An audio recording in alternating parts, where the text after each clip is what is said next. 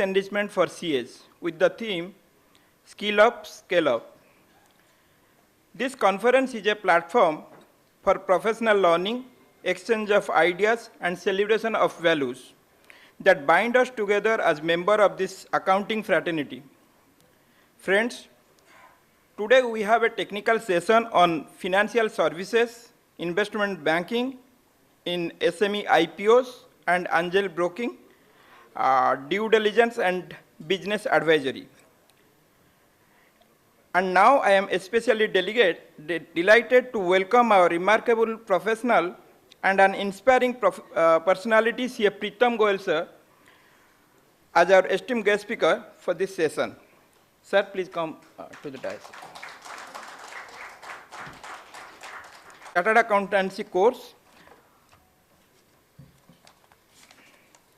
He has also held prestigious credentials such as insolvency professional, registered valuer, certification in DESA, forensic audit and concurrent audit.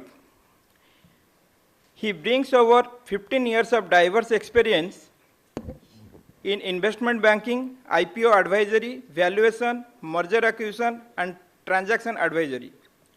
We are honored to have such a multifaceted and forward-thinking leader address us today.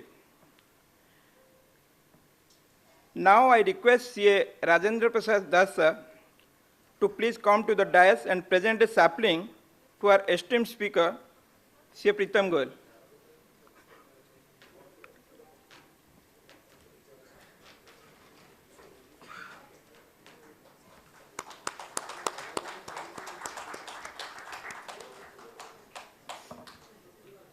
Thank you, sir.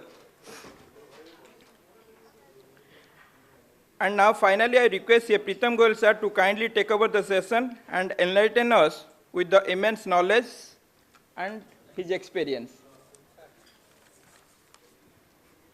I would like to request everyone to come up. The seats in the front should not be empty. So it's a humble request. Everyone just come up so interaction would be, it will be a better scenario. So I don't want this session to be a one-way session. I personally want this session to be a two-way session for sure.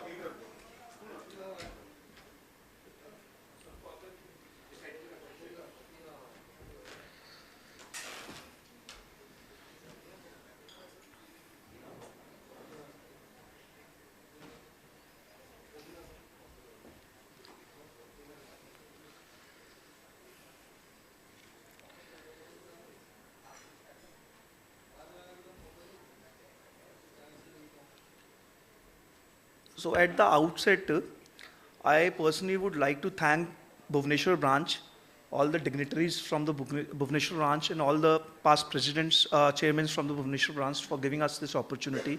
This is the first time for us as a firm also, first time that we are coming representing our firm. If we talk about this national conference, friends, this national conference is meant for different professional opportunities for all of us. That's skill up and scale up. If we talk about the professional opportunities as a firm, as a name in the name of Tattvam, what we have learned is that for scaling up, what we need is only two things. That is knowledge and trust. अगर आपके पास knowledge है और आपके पास विश्वास वाले बंदे नहीं हैं, then also you will not be able to scale up. अगर आपके पास trustworthy persons है, professionals हैं, but आपके पास knowledge नहीं है, then also you will not be able to scale up. So as a professional colleague, in last 10 years of our practice experience, what we have learned is that you need to have knowledge and also you need to have trustworthy persons, professionals with you so that actually you can scale up. So it's not an era to be an individual right now. It is an era where an individual and individual club together and create a niche and they can scale up from there. So you must be having views about different avenues, what all avenues you can work upon. You as a team, you as a professional, you as a friend need to join hands together and take that forward. That is the most important thing, friends. Now coming back to the topic of the day, which is very difficult topic also to explain and very interesting topic also, the investment banking. without jumping into the topic, without going into the slides, let us evaluate what is going on in global scenarios currently. Donald Trump, US president, came into force from 20th January 2025. From day one onwards, from day one, he has actually created a havoc in the global market with trade wars. Do we actually see that this was a trade war, or this is a trade war only? To us, this actually does not only limits to trade war. This is the battle between two superiors of the world, China and US, and because of which the trade tariffs, reciprocal tariffs has come into the picture. But what we need to understand here is, what is India positioning here? आज तक जितने भी investment banking की बात करते थे, आज से 5 साल, 10 साल पहले, 15 साल पहले, सिर्फ वो कंपनीज की बात करते थे जो एक्सपोर्ट करती थी, which used to export to US, which used to export to Europe, which used to export to African countries. But आज के दिन अगर हम बात करें, आज के दिन हम बात करते हैं true business in India, 100% consumption, indigenous production for India to be consumed in India, वो भी कंपनीज हैं. So India has transformed it from an export related companies from the point of view of investment banking to indigenous consumption also. अगर मैं आज के दिन बात करूं, 2,40,000 करोड़ का जीएसटी कलेक्ट हुआ है in the month of April. Can you imagine 2,40,000 crore of cash money recovered under GST regime in the month of April. With this new income tax provisioning coming into the picture, wherein till 15 lakh rupees, very minuscule amount of income tax has to be paid upon. Wouldn't you feel like that consumption in India will be increased multiple folds? पैसा सब कमाते हैं आज भी, कितना show करते हैं वो एक क्वेश्चन की बात है. बट जब 15 लाख रुपए का इनकम पे टैक्स कम देना पड़ेगा, तो वुडंट यू फील जो 15 लाख रुपए बुक्स में आएंगे उसकी वजह से कंजम्पशन कितना बढ़ेगा? Once consumption start increasing in India, that is a revolution. Consumption होगा तो it will automatically create demands for the Indian companies. That is the most important thing. Now, India, because of this global wars or tariff wars, India is best situated. आज अगर हम data पढ़ते हैं, Apple बोलता है कि मैं mobile phones India से मैक्सिमम जो यूएस में बिकेंगे वो इंडिया मैन्युफैक्चर्ड के मोबाइल फोन्स बिकेंगे. जो वॉचेस हैं या जो उसके एसेसरीज प्रोडक्ट्स हैं, आईपैड्स, वो सारे वियतनाम बन रहे हैं. But at the end of the day we need to understand कि जो यूएस ने चाइना को मैन्युफैक्चरिंग फैसिलिटीज का स्कोप आज से 30 साल पहले दिया था, वो इंडिया पे वो they want to create a second China, तो वो इंडिया के पास कैपेबिलिटीज आने का बहुत हाई प्रोबेबिलिटी है, प्रोवाइडेड अगर टैरिफ इंक्रीज हो जाए, that will also create a plus point, added advantage. India से चीपर भी होगा, लेबर तो है ही बट इंडिया से चीपर भी होगा. पीयूष जी ने अभी स्टार्टअप के कॉन्क्लेव के अंदर स्पेसिफिक स्टेटमेंट बोली है कि we don't want delivery boys, Zepto, Swiggy, Smago, we don't want delivery boys. We want to actually build technical people working in semiconductor industries, technical people working in database industries. This is all what we require. अगर हम आज बात करें global war की, tariff war की, what is that? Deep seek का किसी ने नाम सुना है यहां पर? What is deep seek? AI. आज यूएस, व्हाट इज एआई? अगर यूएस की बात करें तो यूएस लोग चिल्लाते हैं. क्यों बोलते हैं यूएस को? क्योंकि यूएस के पास एक प्रोसेसर चिप है 2 nm की, 3 nm की, जिसके बेसिस पे वो प्रोसेसिंग फास्टर करती है. जो सारे डेटाबेस के अंदर लगते हैं, जो सारे डेटा सेंटर्स के अंदर लगते हैं, लैपटॉप्स के अंदर लगते हैं, फास्ट प्रोसेसिंग लैपटॉप्स के अंदर, गेमिंग एप्लीकेशंस में लगते हैं. सो it is the fight between the two top countries with regard to showing their capabilities कि मैं तुमसे अच्छा हूं. अगर उनके पास चैट जीपीटी है तो इन्होंने डीप सीक एआई लॉन्च करा ताकि वो डायरेक्टली हिट करे चैट जीपीटी को. अगर उनके पास टेस्ला है तो इनके पास BYD है, अगर उनके पास व्हाट्सएप है तो यहाँ वीचैट है. तो ultimately here point is they have created the capabilities, और उस capabilities का there is a fight clash among the thing. But अगर मैं इंडिया की बात करें आज, India with regard to the semiconductor industries, if we talk about the data centers industries, we try to catch up. But to be very sure, with consumption coming into the picture, with tax collection on a very high pace, with two superior nations fighting as a trade war among themselves, so India is positioned in the best possible way for a great leap right now. We talk about market कैसे भी sentiments हो, but it will not remain the same. अगर मैं 2000 अगर मैं initial day से आज तक की बात करूं, सेंसेक्स ने 14% का रिटर्न हमेशा दिया है. ऐसा नहीं है कि वो 14 से 25 हो जाएगा या 14 से 7 हो जाएगा. जैसे एवरेज रिटर्न 14-15% का वो हमेशा देते आई है और हमेशा देते रहेगी. That is very very very important thing. अगर हम इन्वेस्टमेंट बैंकिंग की बात करें, बेस इज कैपिटल मार्केट. कोई भी इन्वेस्टमेंट डील जो स्टार्ट होती है उसका एंड रिजल्ट लिस्टिंग है, क्योंकि एग्जिट प्रॉपर्ली मिलेगा लिस्टिंग से ही या फिर 100% एक्विजिशन से. ठीक. तो अल्टीमेटली आज अगर हम इंडिया की बात करें, इंडिया के अंदर और यूएस के अंदर what is the difference? US के अंदर 61% of the population holds stocks, whereas India के अंदर 19 crore demat accounts are there as on date. 19 crore में से 12 करोड़ यूनिक डीमेट अकाउंट है. मीनिंग देयर बाय, अगर प्रीतम गोयल के एक पैन पे 3 अकाउंट हैं, 3 काउंट करके तो 19 करोड़ हैं, but single pan account is 12 crore, which is less than 10% also, which is less than 8% also. और यूएस में कितना है? 61%. वेरी इंटरेस्टिंग पॉइंट यहां पर क्या है, यूएस के अंदर top 10 richest person holds 93% of the stocks. Meaning thereby जो सबसे रिचेस्ट हैं उनके पास 93% यूएस मार्केट के स्टॉक्स है, 7% इज डिस्ट्रीब्यूटेड टू 90% पीपल, या यू में से 51% पीपल. 61 के पास स्टॉक्स थे, 10% के पास 93% स्टॉक्स हैं, 51 के पास 7% स्टॉक्स हैं. So India, if we talk about, is with demat accounts coming in rapidly, this money will be definitely coming in. आज नहीं है market turmoil, does not mean कि वो हमेशा रहेगी.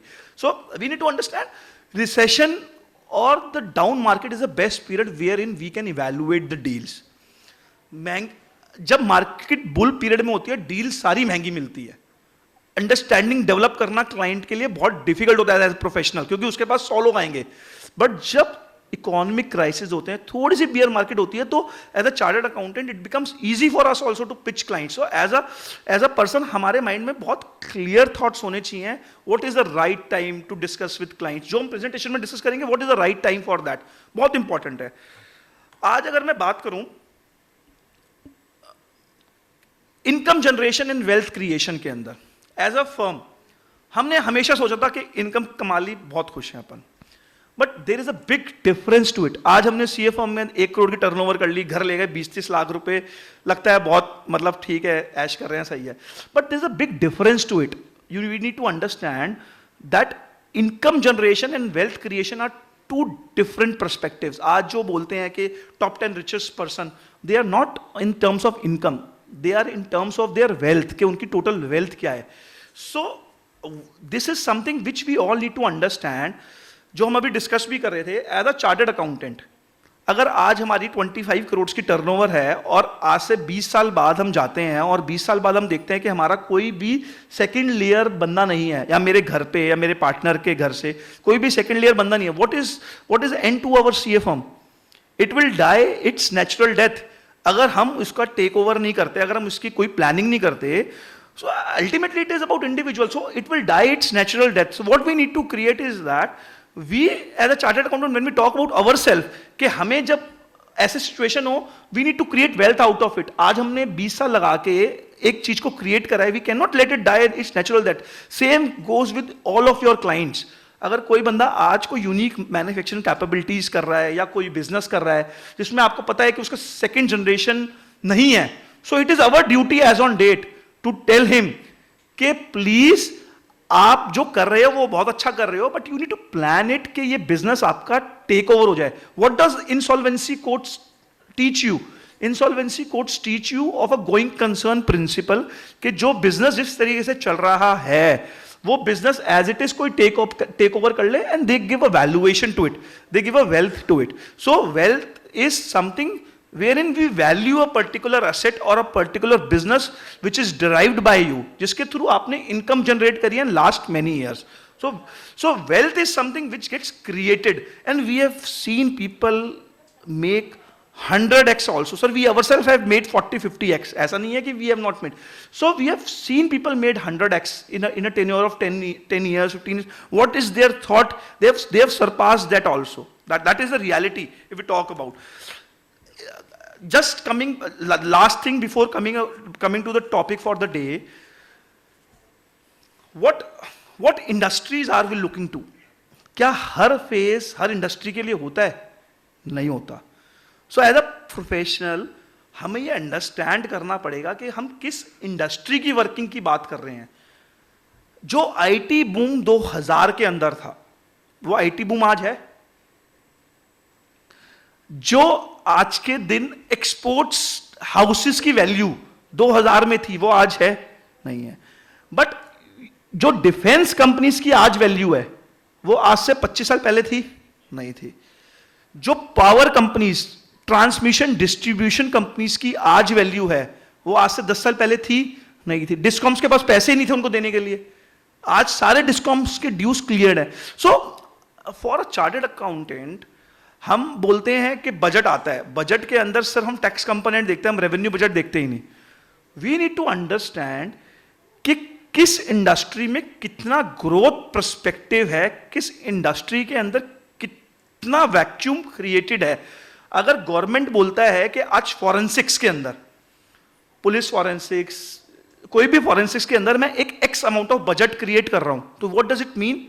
कि फॉरेंसिक इंडस्ट्री के बजट क्रिएट होने का मतलब क्या है? फॉरेंसिक इंडस्ट्रीज के पास ऑर्डर्स आएंगे in near future, and there will be demand in that era और demand in that industry. So हमारा माइंड उस समय ही क्लिक होना चाहिए कि what are the forensic companies which we are auditing to, जिसका मैं ऑडिट कर रहा हूं आज के दिन, जिसका मैं कंप्लाइंस वर्क कर रहा हूं, जिसका मैं कुछ भी काम कर रहा हूं. So our aim here is that we need to understand the industries. अगर मैं आज की बात करूं, डिफेंस इंडस्ट्रीज हो गई जहां आईडेक्स बहुत एक्टिव है. India is very very keen कि हम यहाँ पर एम्यूनिशन भी खुद बनाएं, हम यहाँ पर गाइडेड मिसाइल्स भी खुद बनाएं. तो that is something which we need to look forward. अगर हम बात करें डेटा सेंटर्स की, very categorically government has told that digitalization is the next era. We want the data of India to remain in India itself. So Amazon को आज कोई भी बात करे, Amazon has created data centers in India, AWS has created data centers in India, so Microsoft has created data centers in India. So we need to understand, जो हमारे clients हैं आज के दिन, हमें उसको check करना है कि क्या clients मेरे pertain करते हैं उस industry में, जिस industry में huge tailwinds हैं. Rather than going for industries जहाँ headwinds हैं, we need to understand the industries जहाँ tailwinds बहुत high हैं. Tailwinds जहाँ पर high होते हैं, chances of us going wrong becomes easy, lesser. क्योंकि इंडस्ट्री बूमिंग पे है, कंपनी स्पेसिफिक रिस्क है. कंपनी स्पेसिफिक रिस्क अगर थोड़ा डाउन भी रहता है तो industry will take it up for sure. But this is our experience and this is something which we all need to understand. Coming to the thought of our presentation today with regard to the investment banking, friends, we have restricted our presentations to only MSME clients. क्यों हमने करा MSME clients पे restrict? क्योंकि we understand as a professional, any of a big company, हम discussion कर रहे थे अभी आर्थर का IPO आ रहा है, any of a big industry will not come to us. कोई भी शहंशाह नहीं बनता सर डे वन में, कोई भी राजा नहीं बन जाता डे वन में. Ultimately he needs to create his own army as on date. So ultimately हम जो भी डिस्कशन करेंगे आज, वो हम related to small and medium enterprise companies से रिलेटेड करेंगे. वी विल नॉट डिस्कस कि बड़ी कंपनी क्या करती है, रिलायंस क्या करती है. I am actually least concern कि रिलायंस क्या करती है. मेरा फोटे नहीं है, क्योंकि that's a large cap company, वहां पर सिर्फ IRR आना है और कुछ आना ही नहीं है. Why to go for that company, as simple as that. So we need to create our niche special companies, our thinking, our thought process, and our discussion will be limited to only small and medium enterprise जो आज हमें लगता है कि unicorn बन सकते हैं later on. Rather than talking about companies जो यूनिकॉर्न लिस्ट होती हैं, we will talk about the companies जो small companies हैं which have a potential of becoming unicorn. Maybe we are correct, maybe we are wrong, मतलब it hardly matters to me. Now coming to the agenda for today, we will understand what are the challenges faced by MSME industries. What is the difference between debt and equity? Debt कब लेना चाहिए, equity कब लेना चाहिए? What is the difference between these two? Then what is the investment life cycle? Then what is the difference between an IPO, direct listing? And second thing is getting funds from a PE company or a VC venture capitalist and thereafter going for listing. What is the difference between these two? Then we will understand what is the purpose of an IPO, what is the process to it, what is the timelines. We will just briefly discuss that without wasting the time. Then we will come back to the case studies, live case studies, what we have experienced in our life. Now coming to the challenges faced by MSME, I would like to have the answers from the house, all the delegates. What do you think are the major challenges which are faced by MSME?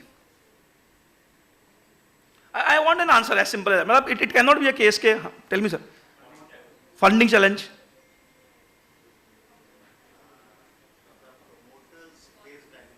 Face value.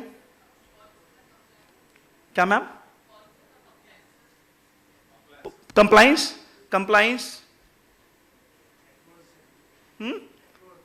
Technology. Anything else? Infra. Marketing. आपने जितने भी चीजें बोली ये सिर्फ एक ही चीज से रिलेट करती है, फंडिंग. मेरे पास पैसा आ गया मैं टेक्नोलॉजी बाय कर लूंगा, मेरे पास पैसा आ गया मैं टेक्नोलॉजी क्रिएट कर लूंगा, मेरे पास टेक्नोलॉजी आ गया, मेरे पास पैसा आ गया मैं कंप्लायंस कर लूंगा. How you create the face value sir? तो अल्टीमेटली कोई भी एमएसएमई की बात करे, अल्टीमेटली फेस वैल्यू की बात करें तो टेक्नोलॉजी आएगी तो ऑटोमेटिकली उसकी फेस वैल्यू बढ़ेगी. तो it relates to same thing. But we need to understand out here it is funding is one thing, funding is a 50% job. जैसे मैंने अपने डिस्कशन में स्टार्टिंग में ही बोला था, without people, without trust you can not grow. Same goes with MSME. MSME के लिए funding से बड़ा चैलेंज आज के दिन क्या है, आप किसी से भी डिस्कस करना. It is the people. जो अच्छे बंदे होते हैं वो आते नहीं, और आते हैं तो वो रिटेन होते नहीं. टेक्नोलॉजी के लिए अगर मैं चीफ टेक्निकल ऑफिसर रखता हूं कोई अच्छी कंपनी का, वो आता है तो थोड़े टाइम में चले जाता है, नहीं तो वो आता ही नहीं. तो कोई भी एमएसएमई की बात करें, पीपल एंड फंडिंग ये दोनों रेसिप्रोकल थिंग्स हैं. बाकी सारी जो हमने लिख रखी हैं वो सारी मतलब आई विल से किताबी बातें हैं, चाहे वो कंप्लाइंस हो, चाहे वो रेगुलेटरी हो, चाहे वो फाइनेंशियल है, चाहे वो वैल्यूएशन हो, उसको अंडरस्टैंडिंग नहीं है, ये मटेरियल है. अगर धंधे की बात करें, धंधे में दो ही चीज हैं, एक जगह पैसा और दूसरी जगह बंदे. ह्यूमन रिसोर्स के बिना मैं धंधा नहीं कर सकता, पैसे के बिना मैं चला नहीं सकता. Simple.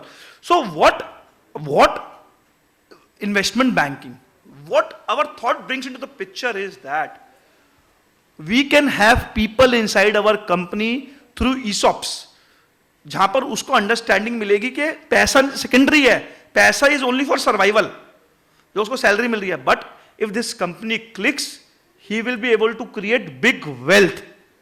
He will be able to create big wealth.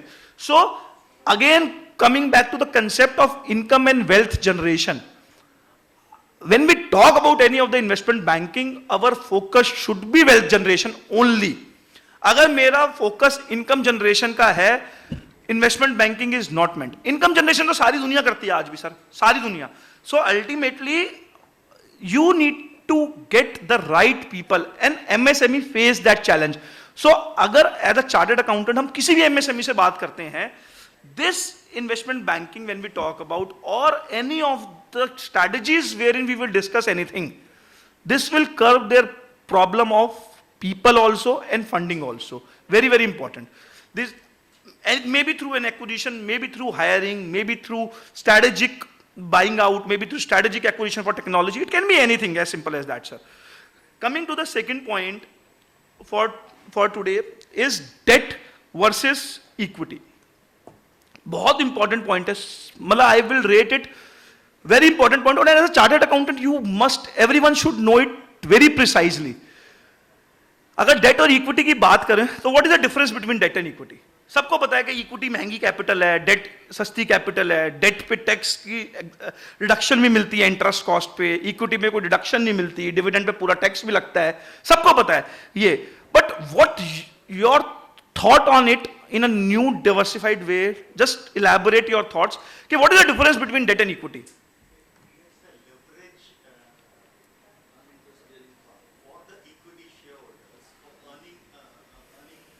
सबको पता है सर, ये सबको पता है कि लिवरेज है, इंटरेस्ट नहीं जाता, मतलब दीज आर क्वेश्चन जो हम आंसर दे रहे हैं, ये सब 12th क्लास के बच्चे भी दे देंगे sir. What you new bring to the picture. Sir सबको पता है सर, ये क्या मतलब डेट पे ओनरशिप नहीं है, उसमें ओनरशिप है. हाँ, what is the difference between debt and equity. As a promoter मुझे डेट लेना है या इक्विटी लेनी है, ये उसको भी पता है कि अगर डेट में मेरे कोई ओनरशिप नहीं जाता, इक्विटी में ओनरशिप. अगर हम यहां बोलेंगे आंसर तो कोई हम नया तीर नहीं छोड़ रहे सर. सो अगर आपसे कोई क्वेश्चन पूछता है प्रमोटर, आपका बेस्ट क्लाइंट जिससे आपका 50% रेवेन्यू है, आपसे कोई क्वेश्चन पूछता है what is the difference between debt and equity, मैं डेट लूं या इक्विटी लूं, आप क्या आंसर दोगे.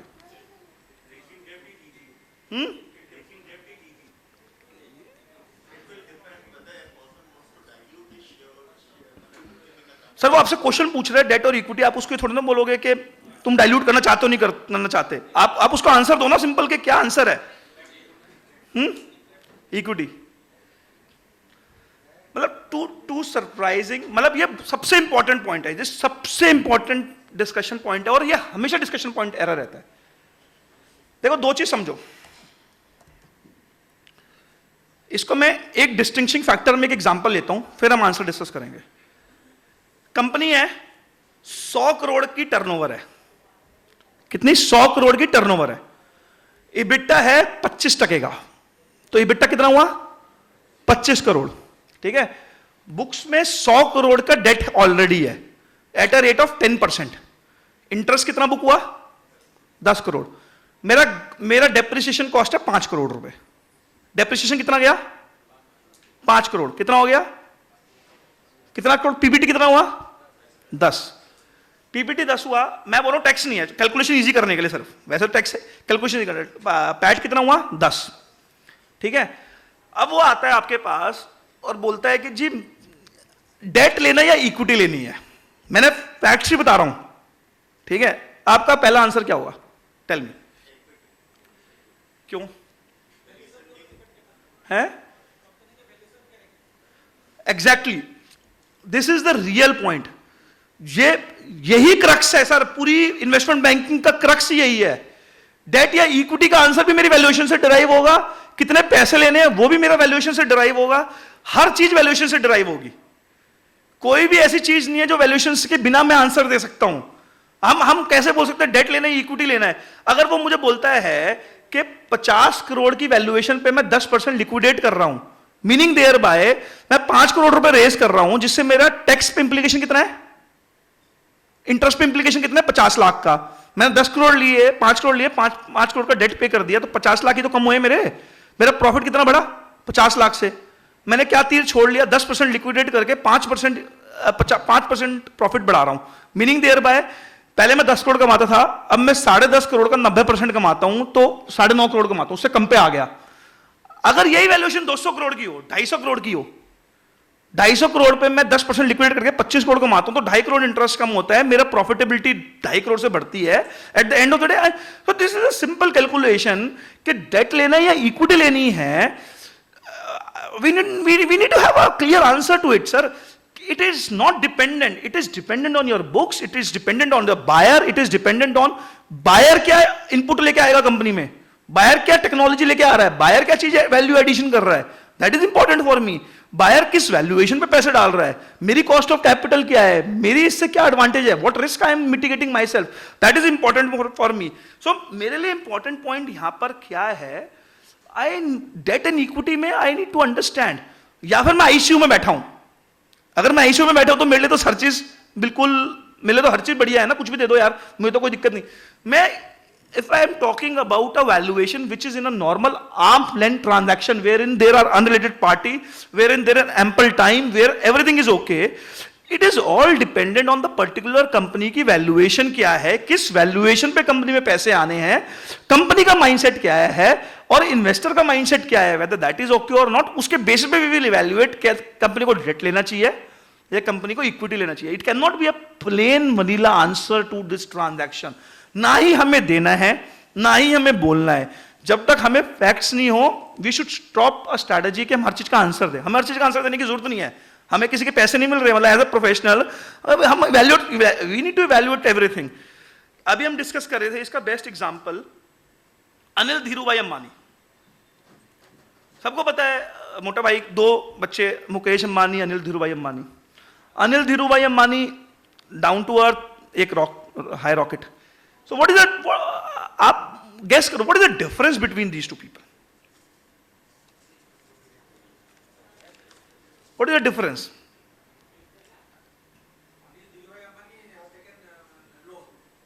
लोन दोनों ने लिया था सर, लोन दोनों के बुक्स में था.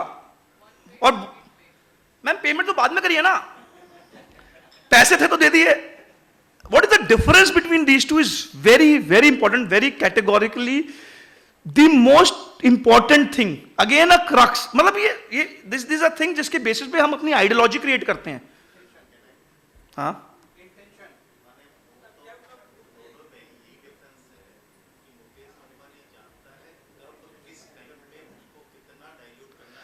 सर ये दोनों को पता था डे वन, ये तो चीज दोनों को पता थी. वो सब समझदार होते हैं सर, ऐसा कोई नहीं होता. नहीं सर, दोनों दोनों नहीं कोई.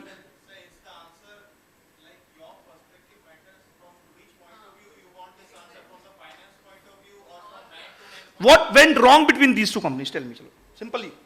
धीरूभाई अंबानी, अनिल धीरूभाई अंबानी खत्म हुए, एक नहीं हुआ. What went wrong? As simple as that. Diversify दोनों ने कर रखा है मैम, दोनों ने फुल डाइवर्सिफिकेशन है मैम. उसने जियो लॉन्च कर दिया,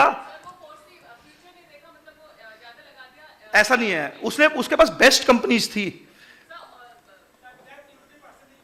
नहीं, क्रक्स की बात करते हैं इसमें. What is the crux? Option दोनों के पास था लिक्विडेट करने का, फंड रेस करने का थ्रू इक्विटी. दो ऑप्शन दोनों के पास था फंड रेस करने का थ्रू इक्विटी. एक ने इक्विटी रेस करी, एक ने इक्विटी रेस नहीं करी. मीनिंग देयर बाय, एक ने अपना कैपिटल बेस बढ़ाया, एक ने नहीं बढ़ाया. क्यों नहीं बढ़ाया? अनिल धीरूभाई अंबानी ने सोचा कि मैं आज एग्जांपल के लिए 1000 करोड़ की कंपनी है, मैं 1000 करोड़ नहीं 1200 करोड़ में लिक्विडेट करूंगा. जब रेट 800 आया तो उसने 800 बोला, बट इन्वेस्टर ने 600 करोड़ बोलना चालू कर दिया. जब 600 आया तो इन्वेस्टर ने 400 करोड़ बोलना चालू कर. It is timing, we need to catch the time precisely. अगर मैं टाइम को प्रिसाइजली कैच नहीं करूंगा, I will not be able to succeed. Anil Dhirubhai Ambani holded above 80% in as a group in the companies which he holded. अगर वो 50% भी hold करके fund raise कर लेता तो he would have survived the full group within himself. ठीक है, तो ultimately aim is we should as a person we should understand कि हमें फंड रेजिंग किस किस समय चाहिए और उससे मेरा क्या एडवांटेज है. As a professional our picture come to the way कि आपकी लिक्विडेशन, कई बार हमें फोर्सफुली भी बोलना पड़ता है कि इस वैल्यूएशन पे आपको लेना बनता है. You should take the amount, you should not leave the amount. तो दैट अल्टीमेटली ऑप्शन दोनों के पास थे और दोनों. और what extra thing he has achieved by having 80% share holding as a group? He has not achieved anything. At the end of the day, ED भी उसके पीछे है, forensics भी उसके पीछे है, SFIO भी उसके पीछे है. Everything is behind when he is giving a statement कि मैं I am surviving, I am residing at my mother's house. As simple as that. So ultimately that 80% value is zero. अगर वो आज 50% पे भी होता, that 50% itself will create a huge wealth. अगर वो survive करके बैठा हुआ होता तो.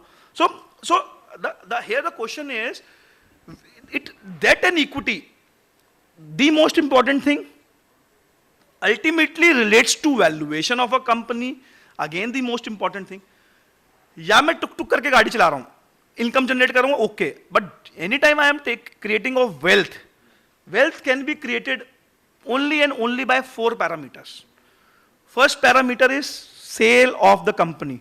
That is 100% sale of my chartered accountant firm to another chartered accountant firm. Second thing, selling my proportionate holding in that company to a third person. Third thing, directly going in public for exit of my specific percentage to the market. Fourth thing, it can be a strategic acquisition between two companies in the form of an amalgamation under a buyout option. Then मतलब ultimately wealth तब तक create नहीं हो सकती जब तक आपके साथ आपकी कैप टेबल पे कोई और बंदा नहीं बैठा हो. अगर कैप टेबल पे सिर्फ आप ही बैठे हो तो आप ही उस कंपनी की वैल्यू एंटीसिपेट कर रहे हो और वो वैल्यू आप ही के माइंड में है, कोई बायर नहीं है उस वैल्यू का, या कोई भी दीनिमान नहीं है, या कोई भी थर्ड पर्सन नहीं है जो उस वैल्यू को कभी भी देखेगा. So ultimately any valuation, any wealth has to be authenticated by a unrelated party. It cannot be authenticated by a related party. That is important.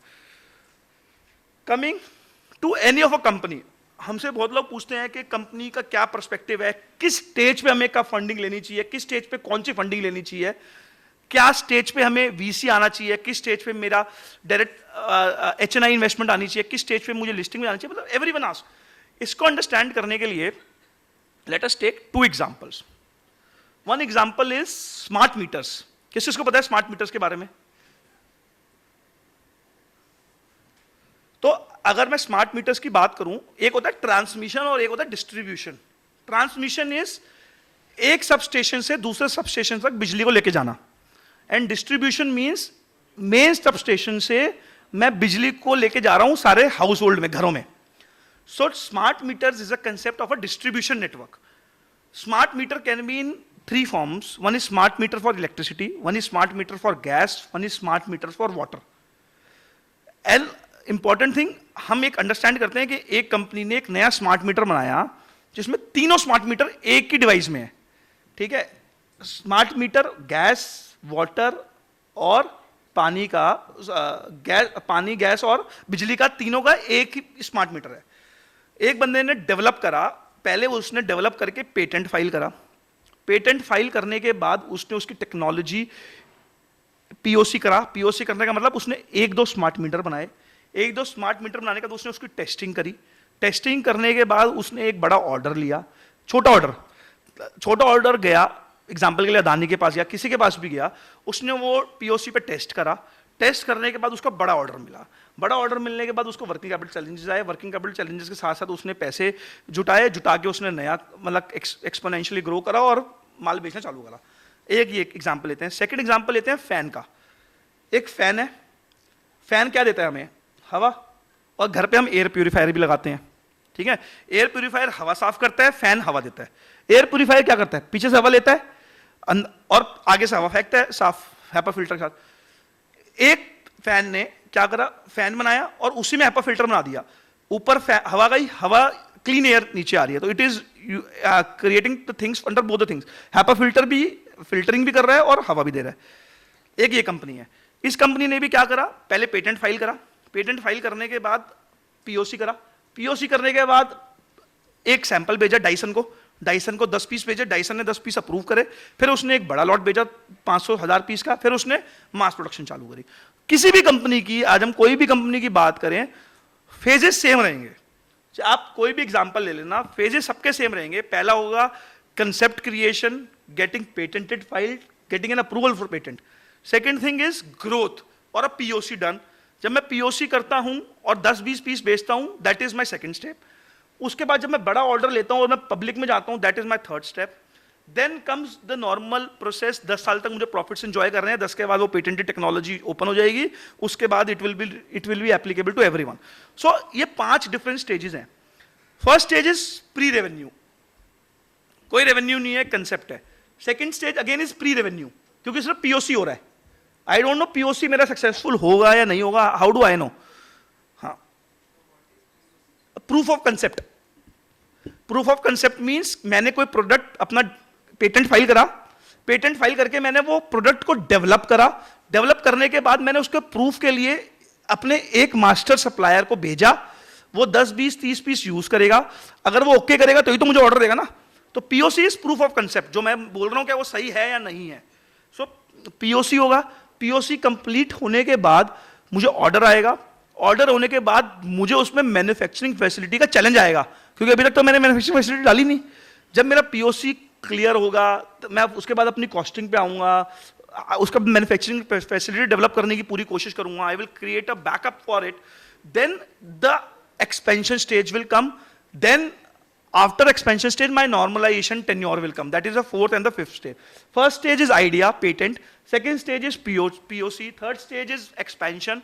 Fourth stage is I am relaxing and I am evaluating new ideas as an inventor. ठीक है, तो अब इसके अंदर अगर मैं बात करूं, आपके पास अगर खुद के पैसे हैं तो यू कैन ऑलवेज इन्वेस्ट, कोई इशू नहीं। But at the end of the day अगर आपको रिलाई करना है बाहर के पैसों से, मतलब थर्ड पार्टी फंड से, या अंडर अ ईसॉप पॉलिसी या under a swap policy, what you need to do, ideation stage पे कोई पैसे नहीं देता, सिर्फ वीसी के अलावा कोई पैसे नहीं देता, वो भी बहुत रेयर वीसीज हैं।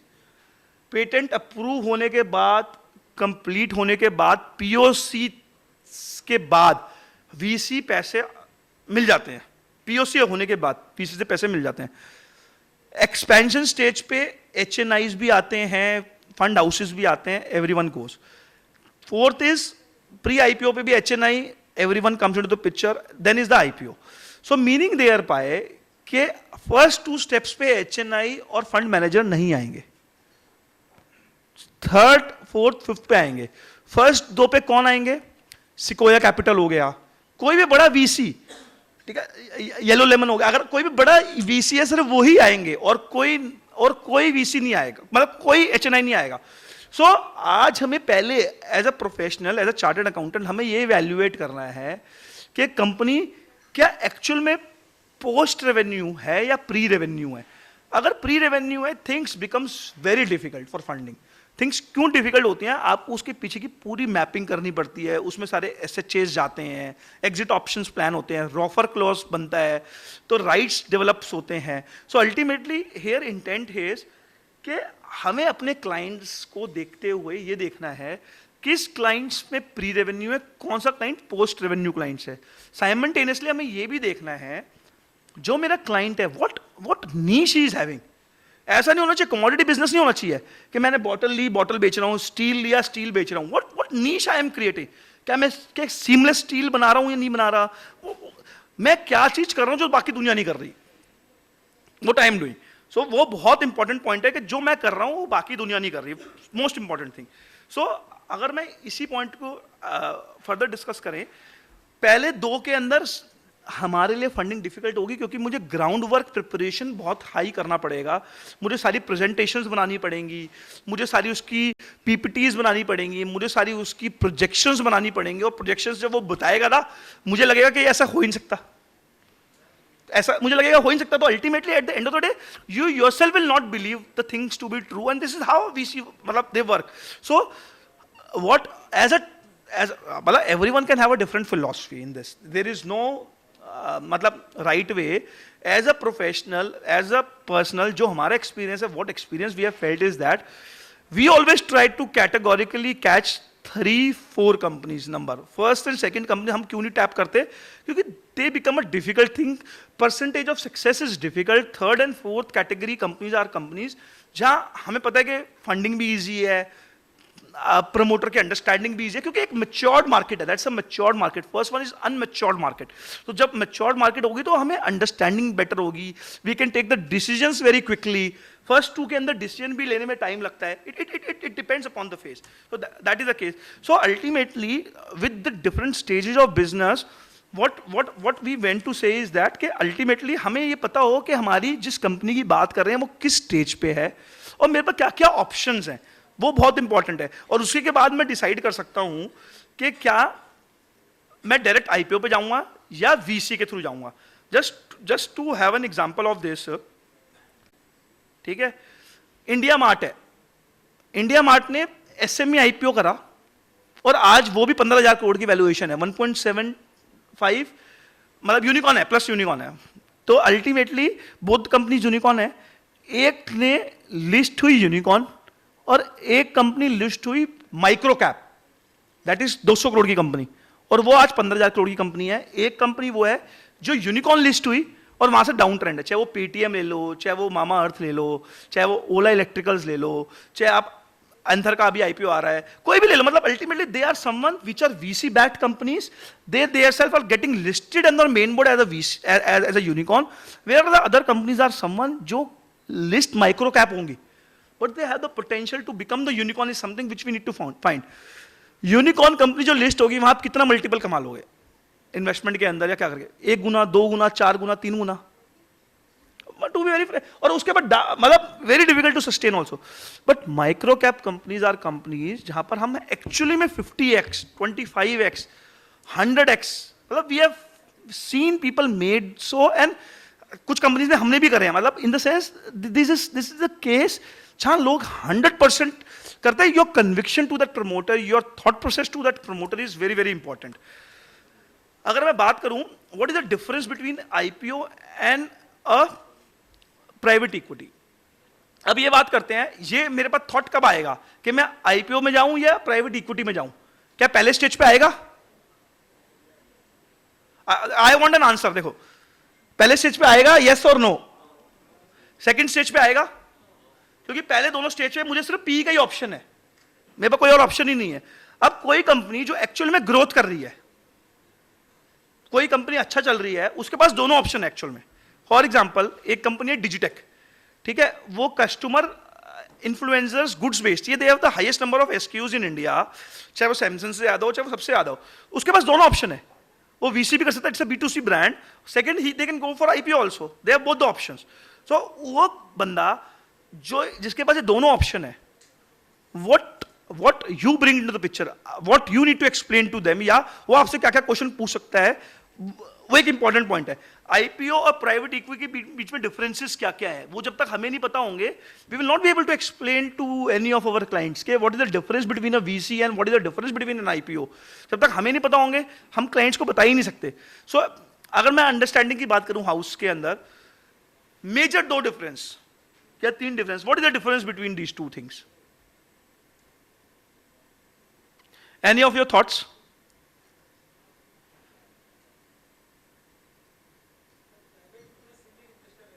क्या सर?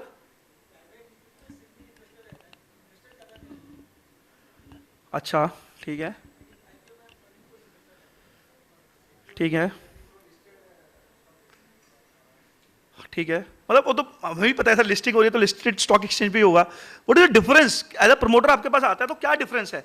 आप बोल रहे हो प्राइवेट इक्विटी में एक इन्वेस्टर या 2 इन्वेस्टर रहते हैं या मल्टीपल इन्वेस्टर रहते हैं, ठीक है, और नहीं, pre IPO is not private equity, there is a big difference. People get confused. Pre IPO stage is a stage which tantamounts to be in parallel to IPO stage only. Same rights रहते हैं उसमें, कभी भी rights. और second सबसे important बात, जब IPO होता है तो जितने भी आपके एसएचए होते हैं ना, वो सारे कैंसिल हो जाते हैं, सिर्फ लिस्टिंग एग्रीमेंट रहता है. तो जितने भी आपके एसएचए पहले बने होते हैं ना, बाइंडिंग एग्रीमेंट्स, वो सारे कैंसिल हो जाते हैं. So we come to the same page. But what is the difference between these two? Yes sir.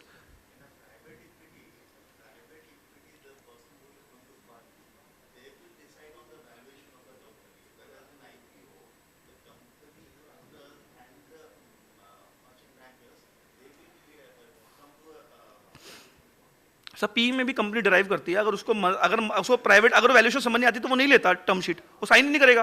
वो तो ओनर है सर. वो अल्टीमेटली दोनों के केस में ultimate right to refusal sits within owner, दोनों के केस में, इन्वेस्टर के पास नहीं होता. नहीं सर, नहीं सर, दोनों के केस में अल्टीमेट राइट ओनर के पास है. इस चीज ओनर की है, आज चीज ओनर की है, ओनर बताएगा ना कि मुझे लेना ही नहीं लेना. Who is investor?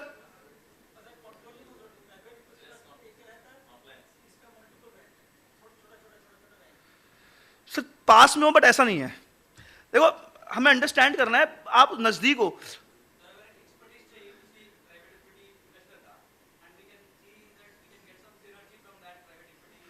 That is not PE, that is a strategic investment there. That is a different concept. That is a strategic investment. हमने पहले डिस्कस करा, 2 कंपनीज हैं, एक के पास 4 प्रोसेस है, एक के पास 3 प्रोसेस है, दोनों मिल जाती हैं कंपनी, दोनों के मार्जिन्स बढ़ जाते हैं. तो that's a strategic investment is altogether different ball game. हाँ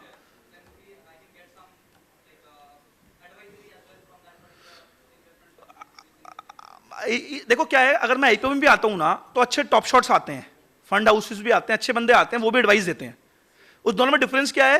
पी वाला रेगुलरली बात करता है, जो लिस्टिंग वाले बंदे होते हैं ना, क्या होता है, अगर अगर 1000 बंदे हैं, प्रमोटर वुड नो 50 पीपल, 1000 को नहीं जानेगा, 40-50 लोगों को पक्का जानता है, जिससे उसको एडवाइजरी मिलती है।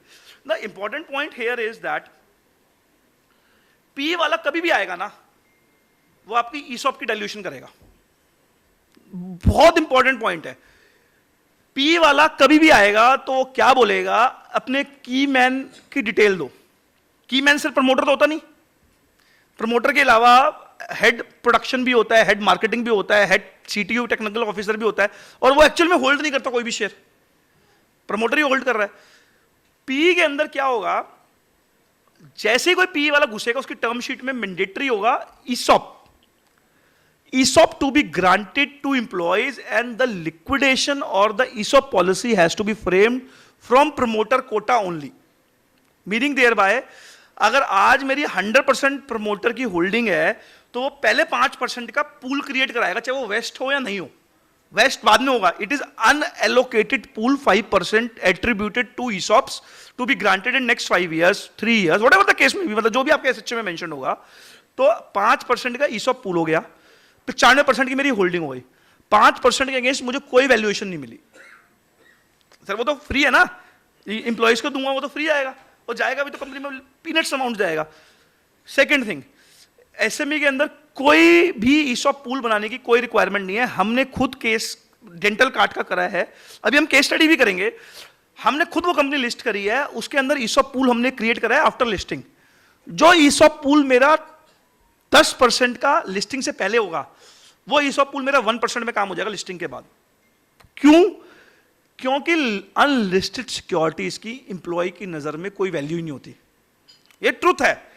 इंप्लॉय जिस कंपनी में काम करता है, उस कंपनी में उस कंपनी की शेयर्स की वैल्यू उसके पास उसको 0 लगती है, या बहुत पीनट्स वैल्यू की लगती है। बट जैसे ही वो कंपनी लिस्ट हो जाती है और उसका प्राइस ऑनलाइन शो हो रहा होता है, स्क्रीन पे शो हो रहा होता है, जो भी हम इसको ESOPs देते हैं वो ट्रू वैल्यू डिपिक्ट करता है। उसको नजर में आता है कि हाँ मुझे 50 लाख की ESOP दिए, और लिस्टिंग से पहले वो 50 लाख की सोचता है 5-10 लाख रुपए, 5 लाख, उसको वैल्यू दिखती ही नहीं ना, क्योंकि एक्चुअली में उसको पता ही नहीं होता क्या है value, is commands to that thing.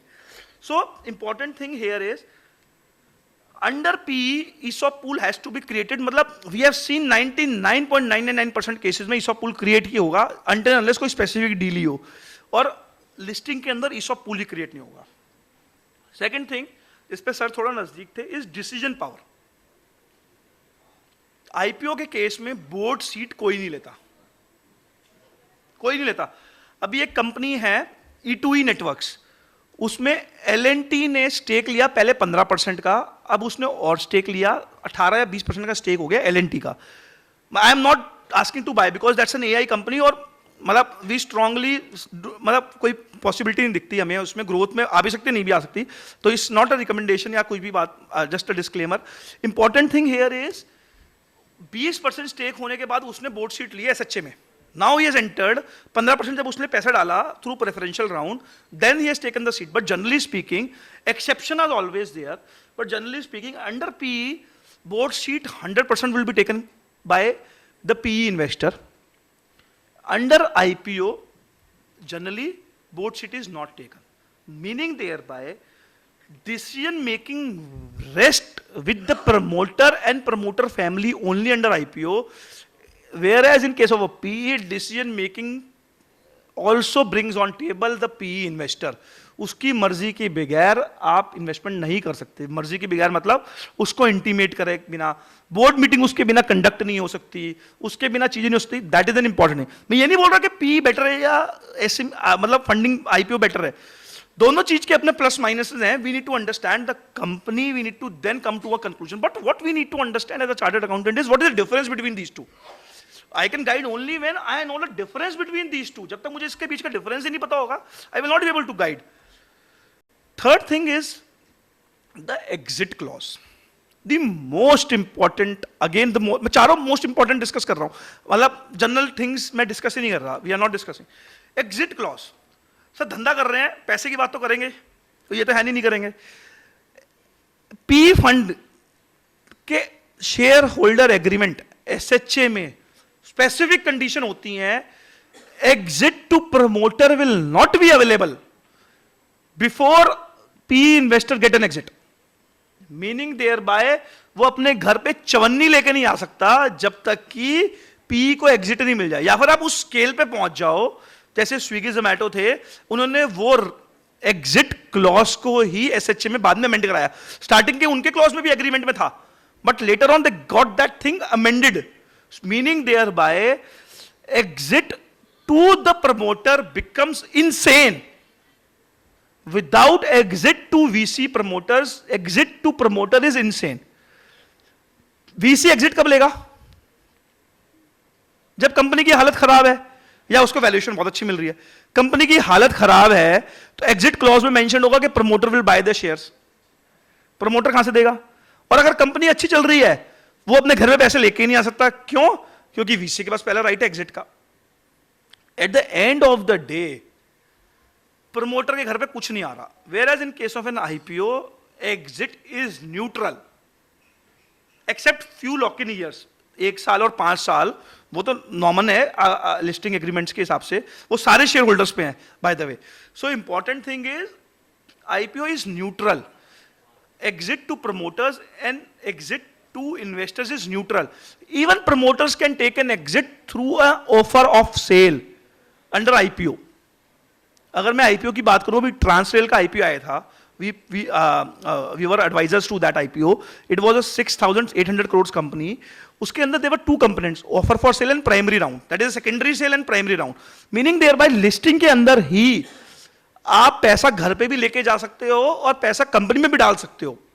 अभी ऐसे में आईपीओ के अंदर 20% रिस्ट्रिक्शन है, it can not be more than 20% of the OFS. वो सारी टेक्निकल पैरामीटर्स है। We are not discussing any of the regulatory guidelines या time limits. It is our role here is understanding of the subject area. और if I feel कि अगर 1-2 जनों को भी अंडरस्टैंड करके कुछ इंटरेस्ट आता है and they can be able to create one company only from this full house, मतलब it will be we will think we have justified the whatever we have spoken. That is important for us. So ultimately thing is exit under IPO anyone can take, exit under VC difficult to take, as it is a condition under SHA. Then comes the right of first refusal, that is a ROFR. ROFR means they cannot sell the shares without asking any of a person. It can be, ROFR can be with investor also, ROFR can be with promoter also. It depends कि company की क्या positioning है। Generally speaking starting में ROFR investor के पास होगा कि promoters नहीं बेच सकते, या जिसको मैं बेचूंगा, अगर जब वीसी वाला बेचता है तो ROFR ट्रांसफर होता है कंपनी के प्रमोटर वालों के पास कि किस वैल्यूएशन पे दे रहा है, वो पहला राइट प्रमोटर के पास होगा सेम वैल्यूएशन पे बाय करने का। So ROFR brings the things difficult for promoters to actually sell share even in case there is an exit option also. अगर मेरे पास एग्जिट ऑप्शन भी है तब भी there can be hindrance through और offer clause also. So the important point here is that SHA drafting in private equity plays a very, very pivotal role, whereas strategy implementation in IPO is very pivotal role. So there is a difference between both the things, both the parameters. One is getting funds through an agreement, one is strategically placing my company कि company क्या करती है, किस वे से करती है, and then taking funds. So बाकी तो देखो अलग things है कि private equity generally takes, मतलब दोनों में टाइम लगता है। प्राइवेट इक्विटी जनरली कम समय लेती है, आईपीओ से आईपीओ में ज़्यादा समय लगता है। प्राइवेट इक्विटी के अंदर basically institutional investors P funds आते हैं, उधर एचएनआई इन्वेस्टर्स आते हैं। शॉर्ट टर्म परफॉर्मेंस और मीडियम टर्म परफॉर्मेंस होती है आईपीओ के अंदर। जो डिस्कशन होती है 3 years फॉरवर्ड नंबर्स की बात होती है, मैक्सिमम 4 years नंबर की। प्राइवेट इक्विटी के अंदर we talk about 7 years numbers, 8 year numbers, 10 years number. 3 versus 8 years is a big difference number. So this is the reality, clarity. So before concluding anything, important thing is company क्या करती है, what type of investors he bring into the picture also is important.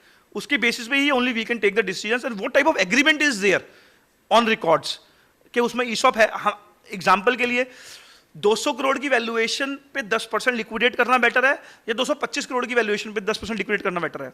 मतलब as a team अगर IPO के अंदर 200 करोड़ की valuation मिल रही है, 10% लिक्विडेट, मतलब वैसे 10% नहीं होता, 25 ही होता है, बट एग्जांपल के लिए, अंडरस्टैंडिंग के लिए 200 करोड़ की वैल्यूएशन पे 10% मिल रहा है, या 225 करोड़ की वैल्यूएशन पे अंडर पी 10% मिल रहा है, which is a better scenario? I want an answer. Why?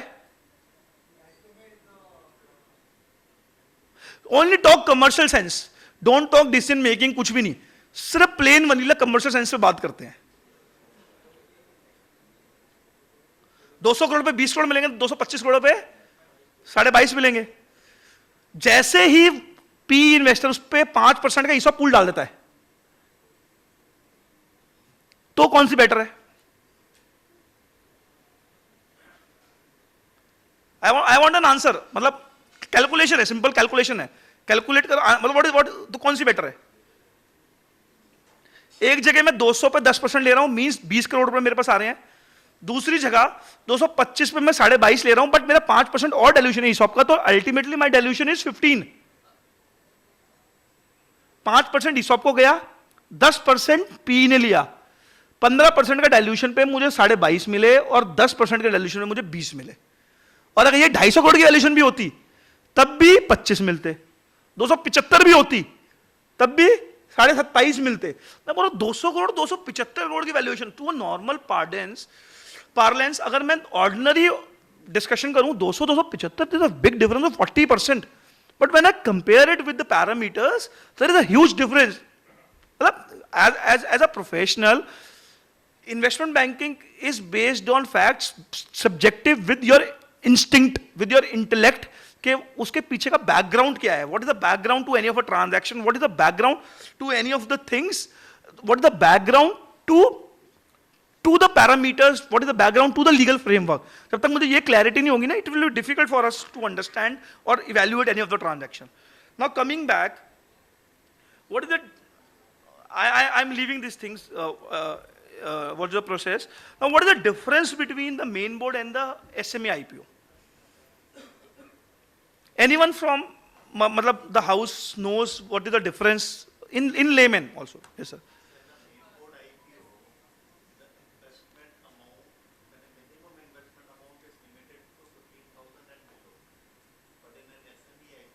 हाँ. 2 lakhs. Less than 2 lakhs. So मतलब वो subscription amount होगी. ठीक है. As a company, we talk about. And the main board IPO, the capital, market cap after the IPO should be a certain amount. No, there is no market cap criteria. And it's not to say market cap, the actual the capital raised. There is no concept of capital raise criteria under both the schemes, under IPO. I can give you real examples right now also. Any other thought? SME IPO compliance is? Yes. Compliance is less, yes. Compliance is one of the point. We need to file half-yearly statement and we need to file quarterly statements. But my here point is don't look to these points. ये presentation आपको मिल जाएगी. Agenda presentation discuss करने का नहीं है यहाँ पर, agenda उसके थॉट प्रोसेस को डिस्कस करने का है. सो इसको देख के मत बोलो, अपने माइंड से बोलो कि what is the difference between these two.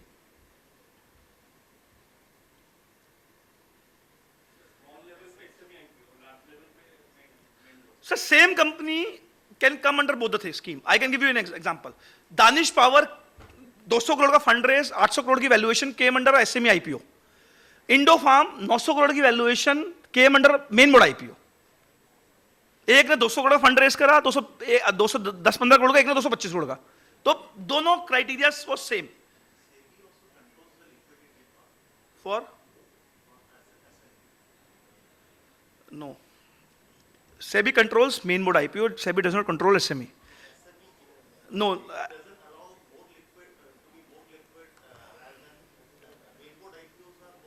Sir वो तो नॉमेनक्लेचर ही है ना. मेन बोर्ड आईपीओ हमेशा लिक्विड रहेंगे. क्यों? क्योंकि मेन बोर्ड आईपीओ में आप सिंगल शेयर भी बेच सकते हो. एसएमई आईपीओ के अंदर मिनिमम टिकट साइज ही 2 करोड़ है, जो आपने पहले बोला, और एसएमई आईपीओ के अंदर टिकट साइज है 15,000. तो 15,000 वाले पर्सन ज्यादा हैं डालने के लिए और 2 लाख वाले बंदे कम हैं. सो जो आपका पहला पॉइंट है that relates to liquidity. Liquidity is because of the cap. अगर हम एसएमई के अंदर ट्रेडिंग करेंगे तो that will be in lots, कि सिंगल लॉट, 2 लॉट्स, 3 लॉट्स. अगर मैं मेन बोर्ड आईपीओ की कंपनीज की ट्रेडिंग की बात करूंगा, that will be number of shares It can be 1 share, 2 share, 10 share, 100 share, 500 share, 1000 share. That is okay. But जहां तक बात इंपॉर्टेंट पॉइंट है वो, अगर मैं अप्रूवल की बात करूं आईपीओ की, main board IPO gets approval from 2 regulatory authorities. One is exchange. Exchange can be NSE or BSE. Second is SEBI approval. After exchange approval comes the SEBI approval. Whereas in case of an SME IPO, approval is only through an exchange. That is BSE or NSE. We need not get a approval from regulatory, that is SEBI. So that is one of the difference. Ke IPO under main board gets approved not from 2 authorities, wherein in this case is from a single authority. But if you talk about a broader perspective, what as a promoter, अगर देखो दो चीजें हैं life के अंदर, या आप cost centre बन के एज अ प्रोफेशनल काम करो या प्रॉफिट सेंटर बन के काम करो. कॉस्ट सेंटर क्या है? आप क्लाइंट को बोलते हो जी रिटर्न्स जानी है इस दिन को इस समय पर इतना इतना टैक्स जाना है, ये टैक्स पे करना है, ये टैक्स पे कर दो, मैं आपकी रिटर्न फाइल कर दूंगा. I will give you the advice कि इस पर टैक्स जाना चाहिए नहीं जाना चाहिए. This is one set. अगर मैं प्रमोटर की बुक्स देखूंगा तो this you are acting as a only cost centre. This is not helping in any of the revenues. This is not is core field. आपकी जो भी बिल रेज होंगे वो कॉस्ट सेंटर में पोर्शन होंगे और वो जाके रेसिप्रोकेटली क्रॉस एक्सपेंडिचर बुक होंगे अलग अलग डिविजन्स के अंदर या अलग अलग हेड्स के अंदर या अलग अलग जीएल्स के अंदर. When we talk about a true sense for a CA firm, we need to act as a profit center. हमारा काम should be such कि हम client के लिए we act as a profit centers. We don't act as a cost center. What we have realized is that आज चाहे वो मतलब सारे टॉप शॉट क्लाइंट्स हो, चाहे वो रिन्यू पावर हो, चाहे वो O2 पावर हो, चाहे वो मतलब पावर जनरेशन कंपनीज हो, चाहे वो अपनी proxy to power generation companies हो या डेटाबेस कंपनीज हो, talk about any of the companies, if we act actually as a profit centres ना, they will come and they will drop us down to their office in our car. We have seen that.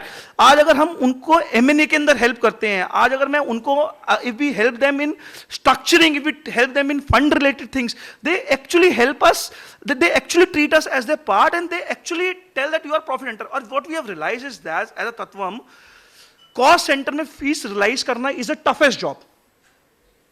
Getting bills cleared, raising bills, getting the engagement letter signed is the toughest job.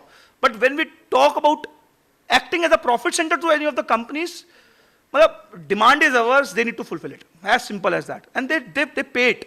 Your thought process, your thinking, your way process to it has to change. So, this is something which we have done. It was difficult. 2015 we started the practice, but what we have realized is that without acting as a profit center, we cannot survive. Profit center not from my books. Profit center from the point of view के promoter की books में वो क्या profit center activity मेरी hit करती है नहीं करती. That is the most important thing. Coming back, SME and we discussed the SME and the main board. Coming back to the last 2 points, first thing is the valuation part. And then comes the case study. I'm skipping all the parameters in the between. What is the valuation? चलो, अब सबसे important जो हमने बात करी. What is the crux to the valuation?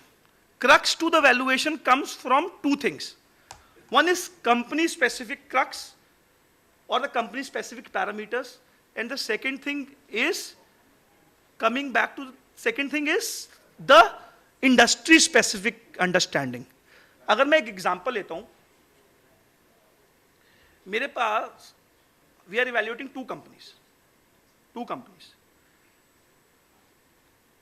both into data center segment and both into SaaS based companies.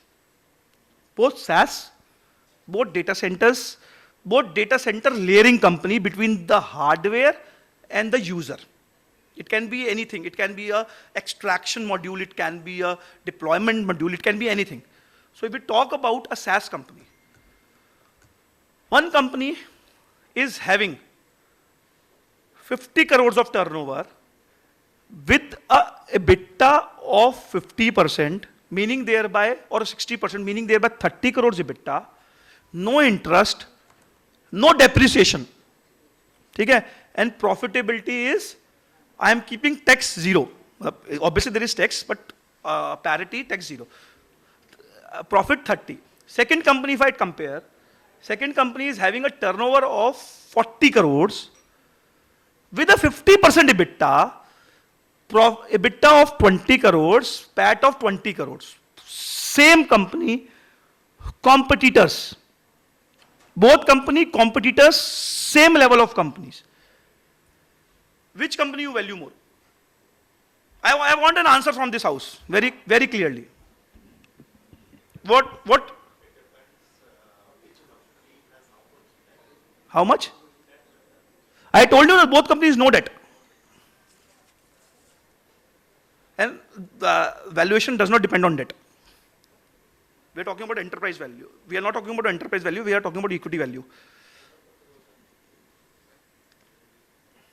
Any answer? A simple question है, देखो ऐसा मत करो, देखो जब से starting में discussion कर रहे थे, we need an answer. ऐसा नहीं कर सकते यार. Obviously better. If I change the fact, 50 crores is having a order book of only 75 crores from Amazon AWS and ESDS. Whereas the 40 crores company is having an order book of 500 crores under Mighty of 300 crores and 200 crores from private players. Now which company you value more? Why your perspectives change? Why didn't it came to your mind earlier? This was something to be extracted out of client. Coming to the next point. Valuation depends, is a very subjective thing, but still, valuation depends on two parameters. One is growth and one is margin expansion. अगर किसी company में growth भी solid है और उसके margins भी expand कर रहे हैं, ये तो डेडली कॉम्बिनेशन है, very rare to find. Meaning thereby कि 50 करोड़ का टर्नओवर मेरा 100 करोड़ भी हो रहा है, मेरा 50% का मार्जिन इंक्रीज होकर 60% भी हो रहा है. मीनिंग देयर बाय मेरा टर्नओवर 50 से 100 गया और पहले जो 50% का मार्जिन था, 25 करोड़ इबिट्टा था, वो 60% इंक्रीज हो गया. Meaning thereby 60% EBITDA, 60 crore का EBITDA, turnover double, EBITDA increase by 140%. Deadly combination is revenue increase and also margin increase. Second example, revenue आपका 3x हो जाए और margin आपका 50% रह जाए. Example बात करते हैं, glass industry, solar panel glass industry. Everything depends on tariffs, everything depends on customs. Customs ने tariff increase करे, domestic sale viable.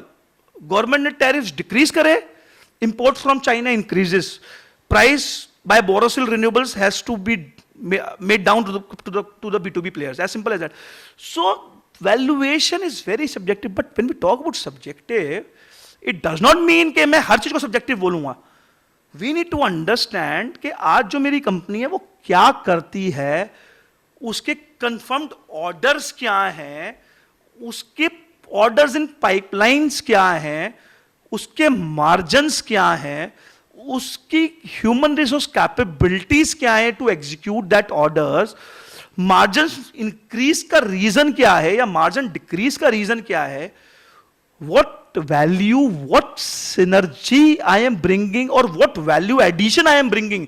It can not be a case. आज देखो सबसे बड़ा रीजन समझो, डिक्सन है, डिक्सन 1 लाख करोड़ की कंपनी है, ऑपरेटिंग मार्जिन सिर्फ 5% है. It is not 5% which people are evaluating. It is the evaluation increase in margin from 5 to 10%, 12%, which they will be able to achieve under OEM model itself.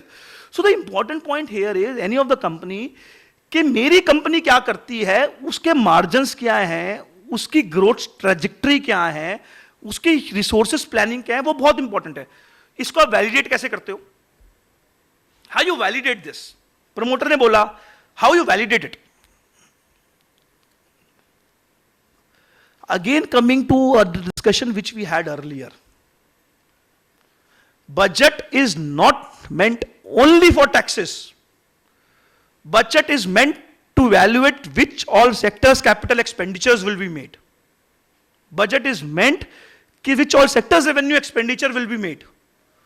जिस sectors के अंदर expenditure होगा, government का धंधा आएगा, government का धंधा आएगा तो B2B प्लेयर्स का भी धंधा आएगा, proxy to those industries will also gain. अगर आज पावर ट्रांसमिशन कंपनीज गेन करिए तो इसका मतलब ये नहीं है प्रॉक्सी ने गेन नहीं करा. सारी ट्रांसफॉर्मर कंपनीज जो बैंक करप्ट थी 2020 तक, सब रिवाइवल है, सब रिवाइव हो चुकी.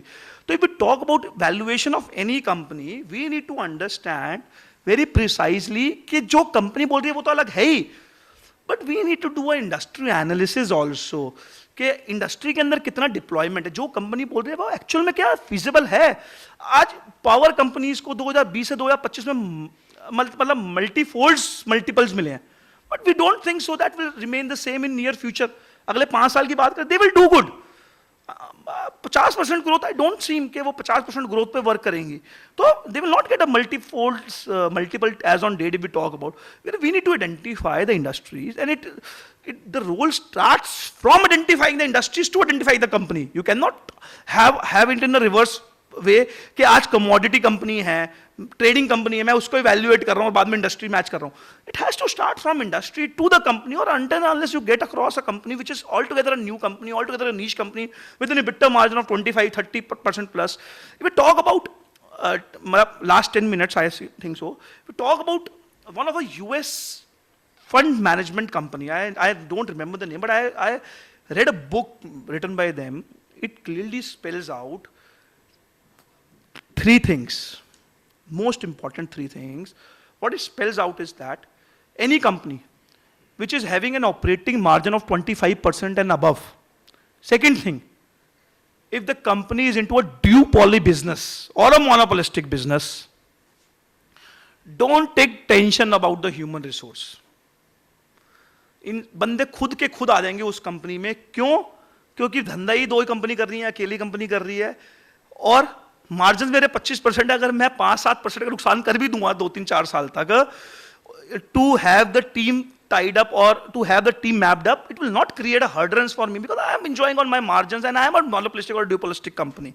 So ultimately, our thought, this is something, it is in my notes, so it is something which as a chartered accountant, the professional, we need to understand what this implies. This is a unique case. This is altogether a unique case. आज 2 ही listed exchange है, BSE और NSE. NSE is about to be listed, BSE is listed. It's a duopoly business.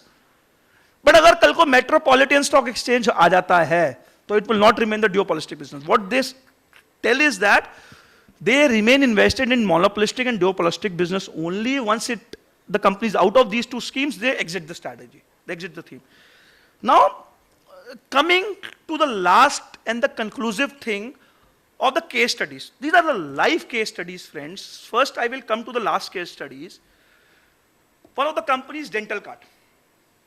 So, we were the auditors to these companies till 2022. We resigned in 2022.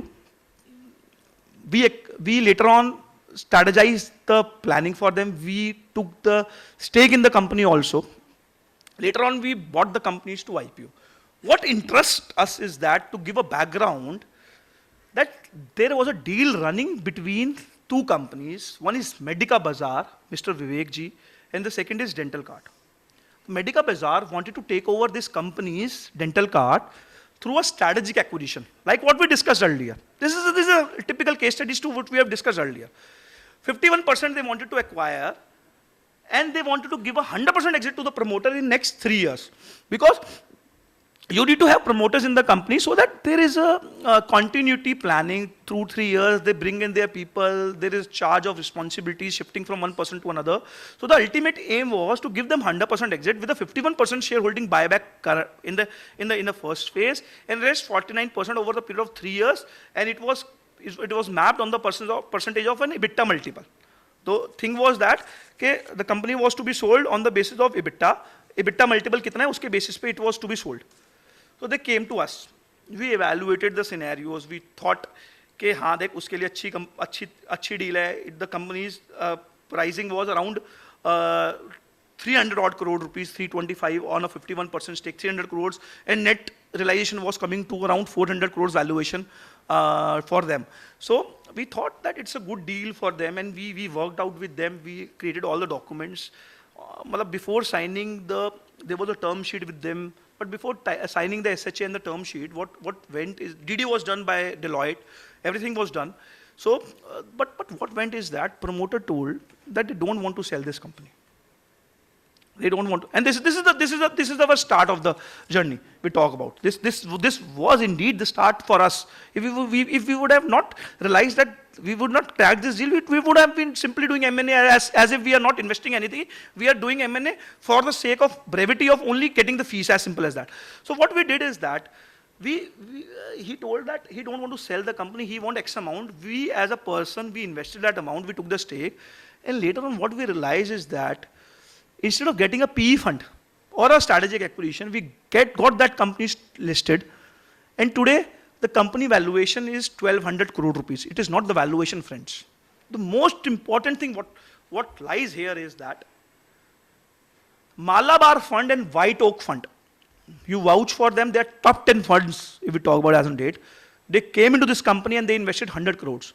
So ultimately, the validation coming from the big fund houses into the company creates a niche for you, creates a niche for that segment. And these two companies coming into the SME framework again itself is a typical case, because they have not invested in this SME space if we talk about as on date. Malabar Fund, not even a single script. This is the first script which they invested. So that makes us easy to understand. ऐसा नहीं है कि if we don't want to do it, things cannot be done. It can be done. Second thing is India Mart example, like what we discussed earlier. Swiggy, Ola, Anther, Paytm, everyone got listed as a unicorn. But this company didn't list as a unicorn. They listed as a micro cap company, but today they are sitting as a unicorn, and they are the biggest B2B players in world, in India. And if we talk about rebalance companies, they have deteriorated the wealth for the investors. Whereas this company has made 75x wealth for the investors. So at the end, when we discuss any of our strategies, any of the thinking, we are not here to lose money. हमारा investment banking में thought ये नहीं होना चाहिए मेरी fees क्या बन रही है. हमारा इन्वेस्टमेंट बैंकिंग में थॉट ये होना चाहिए, अगर इन्वेस्टर पैसे कमाएगा तो जिंदगी भर मुझे दुआ देगा, मुझे जिंदगी भर याद रखेगा, और जिंदगी भर नए क्लाइंट से भी मिलवाएगा, जिंदगी भर अच्छा बोलेगा हमारे बारे में. It's a wording as simple as that. So we need to be very clear that we are working for the investor, and reciprocating, we are working for the promoters also. It has to be win-win for both the persons. Coming to Happiest Mind. This is a classic case again where the promoters have taken an OFS. Like what we discussed. Private equity में OFS नहीं मिलता. Promoter घर पैसा लेके enjoy नहीं कर सकते. Here they took the money under OFS. घर ले गए, गाड़ी ली, घर लिया, लाइफ सेटल कर ली, बिजनेस चल ही रहा है. बिजनेस उन्होंने भी 50, 60x, 70x करा है वहाँ से. So ultimately they have monetized their equity holding also. They have raised the funds also. They have acquired the companies also, and they are enjoying the game. Ease My Trip. Ease My Trip is in the bad news as on date. I can understand that there is a search conducted by ED, but leave that part. Let's go to the main ingredients, the thought process, the seeds which were there. This company got listed under SMA Exchange. This company bought an acquisition. Once you are listed, people come to you for getting themselves acquired. Money becomes easy. P पैसा सिर्फ भले समय में देगा दोबारा. अगर आप अच्छा नहीं करो कभी नहीं देगा. मार्केट में भले समय में पैसा मिलता है, बुरे समय में पैसा मिलता है. वैल्यूएशन एक इंपॉर्टेंट पॉइंट है, कम भी हो सकती है, ज्यादा वैल्यूएशन भी हो सकता है, but P will have the exit, offer and all the decision making powers. Listing or the listed securities will help you to raise money even in bad times also, even in good times also. What Ease My Trip does is that they acquired a company under SME Exchange, moved to the main board, again acquired a company, and the valuation was a unicorn company. So they acquired two companies. So what agenda here is that even SME companies or a micro cap companies or a small companies can acquire new companies and create the base for themselves, enlarge the base for themselves. That is something which we need to understand. So with this, we come to the end of the presentation.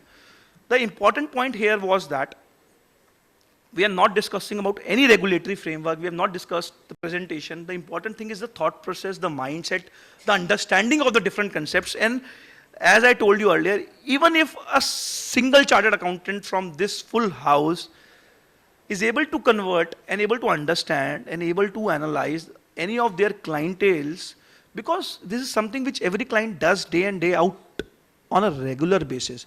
Even if, in case one chartered accountant in this full house does that, it will be deemed that we have given the justice to our session today. Otherwise, so we are always there. You can ask me n number of times, we can come to n number of times. That's not an issue.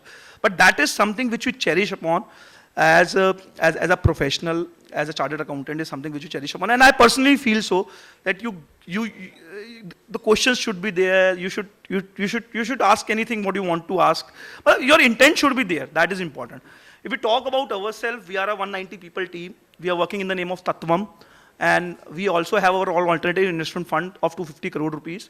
And we have made 10 to 12 companies listed in last couple of years, the last 2.5 years, starting from the dental card. That was the first company which we did. But we are very sector specific. We are not into each and every sectors. Sectors keep on rotating for ourselves, like we churn the money from one stock to another. So that is not permanent, except wife and except children. Everything is unpermanent, so we can change that. So that goes with the stocks also, that goes with the sector also. Apart from that, the house, you can take up any questions, or also you can take me questions during the lunch hours also, because Ajay sir is already here, so he will be taking up the next session. That's the case, sir. Thanks a lot. Thank you.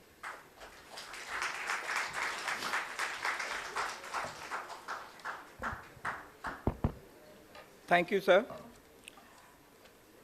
Your address was not only highly informative, but also inspiring, especially for the young professionals aspiring to make a mark in the investment banking, valuation, and advisory services. The expertise you shared today have broadened our understanding and reminded us the impact that dedication, knowledge, and integrity can have on shaping successful career and business. Now I express our deepest gratitude to our distinguished speaker, C. Pritam Goyal, for gracing us with his presence and sharing his valuable insight. I would also like to take this opportunity to thank the organizing committee, all the delegates, and our enthusiastic participants for contributing to the success of this session. Now may I invite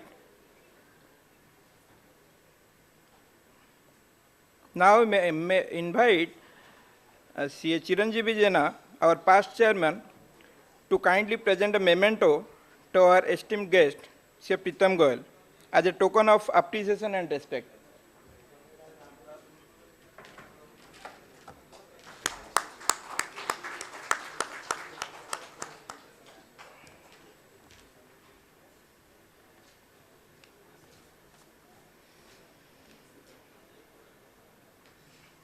Thank you, sir.